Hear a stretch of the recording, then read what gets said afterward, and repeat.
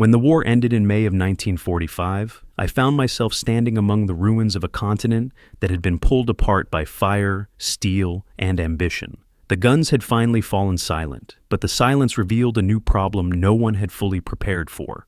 Across the roadsides, forests, factory courtyards, and riverbanks of a defeated Reich, thousands of armored vehicles sat abandoned. Among them were the giants, the Tiger Noir and Tiger II, machines that had once terrified Allied tank crews and shaped entire battle plans. Now they sat broken, out of fuel, rusting under the spring rain. And as we began walking through these fields of steel, one question kept returning to all of us. What was the world supposed to do with Hitler's armored beasts now that the war was over? I had seen many German tanks knocked out in combat, but seeing them like this, silent, stripped, forgotten, was a different kind of shock. In Bavaria, I came across a Tiger II with its turret jammed at an angle, its enormous gun pointing at nothing. The crew had sabotaged the gearbox before surrendering. In the Ruhr, Panthers were lined up on roadsides like abandoned freight cars. Near Berlin, countless Panzerpfeifers sat half-sunk in mud, some with missing radios or optics that had been scavenged to repair other vehicles. Weeks earlier, these machines had been symbols of defiance. Now, they were just debris. By the time the surrender was signed on May 8th, Germany's armored force was barely a shadow of what it had once been. But barely a shadow still meant thousands of machines. Fuel shortages, supply collapse, and the chaos of retreat meant many tanks simply stopped where their final drop of gasoline ran out. Crews destroyed sensitive components before walking away. Some tanks had been hidden behind barns, in pine groves, or under bridges. We collected them all. And by the summer of 1945, the Allies had amassed enormous yards filled with German armor. They sat in long rows, their once feared silhouettes rusting under the open sky. But collecting the tanks was only the beginning. Once the occupation zones were established, our role shifted from securing the machines to understanding them. The Americans, the British, and the Soviets all wanted answers. How had these tanks been engineered? Why did they perform so effectively under certain conditions? Why did they break down so often? And what lessons could be taken into the emerging Cold War? I was present during the earliest inspections, and I still remember standing beside a Tiger II hull at Sennelager. It towered over the men examining it. The interlocking armor plates, the complex suspension, the massive 88 mm 43, everything about it was over-engineered, intimidating, and yet strangely fragile. When we pried open the engine compartment, the Maybach engine inside looked like it had been pushed far beyond its intended limits. Later, analysis confirmed what we suspected. The Tiger II had unmatched firepower and armor, but its mechanical reliability was catastrophic. The United States shipped multiple tanks, including Panthers, Tiger Eyes, Tiger IIs, Jagd Panthers, and even some assault guns, to Aberdeen Proving Ground in Maryland. Engineers there ran penetration tests, endurance trials, inspection studies, and ballistic research. Their conclusions echoed what frontline troops had known. German vehicles combined excellent optics and powerful guns with mechanical systems that often failed long before battlefield threats ever reached them. Gearboxes overheated, final drives shattered under stress, and the weight of the design made recovery nearly impossible in combat conditions. The British encountered the same issues when testing tanks at German facilities. They admired the precision of German optics, but were frustrated by how difficult it was to service the vehicles. Simple maintenance tasks required hours of labor because of cramped compartments and overcomplicated systems. British reports described the Panther, for example, as a gun platform of tremendous potential trapped inside a maintenance nightmare. But these evaluations were crucial. They shaped early post-war thinking, influencing how Western nations approached tank design during the opening years of the Cold War. The Soviets took a different approach. Their trophy brigades collected large numbers of Panzerführers, Stagis, and Panthers, primarily for training purposes. Soviet crews were impressed by the guns and armor, but disgusted by the fragile mechanical systems. Many captured tanks broke down long before firing a shot in Soviet service. Once spare parts ran out, the tanks were scrapped without hesitation. We also explored former German research sites.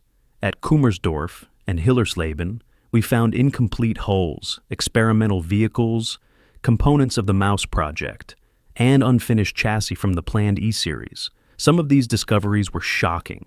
Massive armor plates thicker than anything we had encountered, turret mock-ups for vehicles that would have dwarfed even the Tiger II, prototypes that revealed how desperate Germany had become in the final months of the war. These sites were quickly cataloged, photographed, and then sealed or dismantled. By late 1945, nearly every German tank in operational condition had been moved, tagged, and evaluated, which meant the next question could no longer be avoided. What should happen to all of them now? Keeping thousands of enemy armored vehicles was neither safe nor politically acceptable. They could not remain in German hands. They could not be allowed to become symbols of a future resurgence, and they could not sit indefinitely in open-air yards. So, the Allied Control Council issued strict directives between 1946 and 1948. German armored vehicles were classified as prohibited military material. Unless a tank was earmarked for testing or museum preservation, it was to be destroyed. Not disabled, not hidden, destroyed completely. I witnessed the beginning of that process. In the Ruhr, long steel trains carried Panthers and Panzer C4s to mills in Bochum and Essen. I stood beside factory workers as they cut into Tiger hulls with industrial torches. Sparks rained down the sides of armor plates that had once withstood Allied rounds.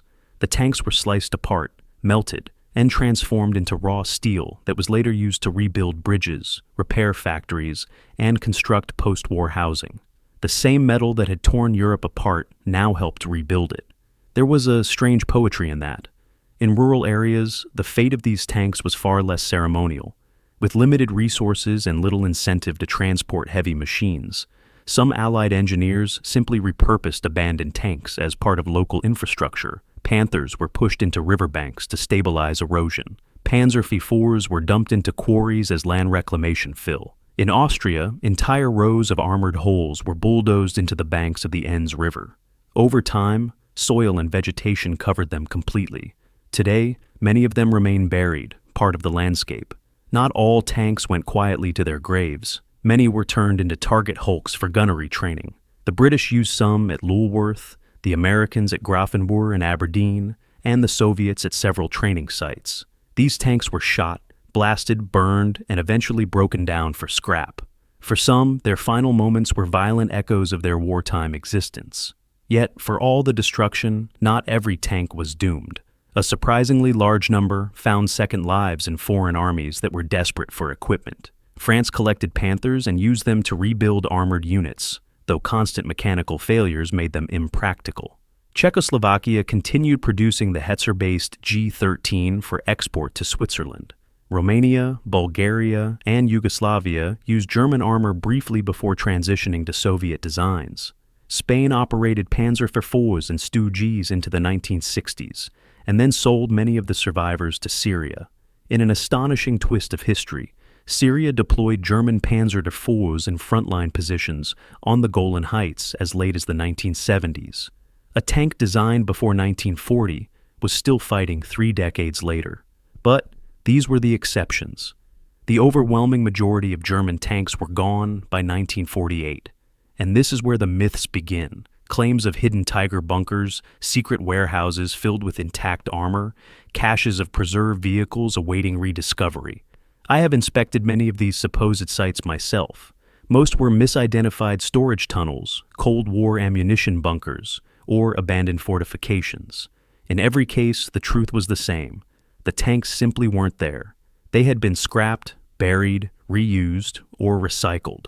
The world did not forget its directive. When the Allies decided to erase Germany's armored fleet, they followed through. Looking back, walking through those scrapyards full of torn, half-melted Tiger hulls, I realized something I hadn't fully appreciated during the war. These machines had been more than weapons. They had been symbols of engineering ambition, of ideological extremism, of tactical fear, and of technological brilliance mixed with dangerous inefficiency. Destroying them wasn't just a military decision. It was a psychological and political one. A way to eliminate the physical remnants of a regime the world never wanted to see rise again. But even in their destruction, the Tigers left behind enduring lessons. Their sloped armor and optics influenced early Cold War designs. Their failures taught engineers the importance of reliability over raw power. Their presence in post-war armies shaped doctrines across Europe and the Middle East. Today, only a handful of tigers remain. They sit in museums like Bovington, Saumur, and Kubinka, silent reminders of a war that reshaped the world. Every time I stand before one, I'm struck by how close we came to losing them entirely. Not because of battle, but because of the systematic dismantling that followed. The forgotten fate of Germany's tiger tanks was not one single story, but 1,000 small endings. Scrapyards, riverbanks, steel mills, training ranges, foreign armies, and museum halls. A fleet that once dominated Europe vanished almost completely in just a few years. And yet, for those of us who walked among them after the surrender, the memory remains sharp. I can still picture a Tiger II being sliced apart under a shower of sparks, its once mighty armor glowing red as it was reduced to molten steel, a weapon built to dominate the battlefield, undone in minutes by a man with a torch. Its final roar was not one of battle, but of transformation. If you want more forgotten stories like this, more history reclaimed from the edges of archives and memory, then stay with me. The past still has countless secrets left to uncover. Thank you for listening.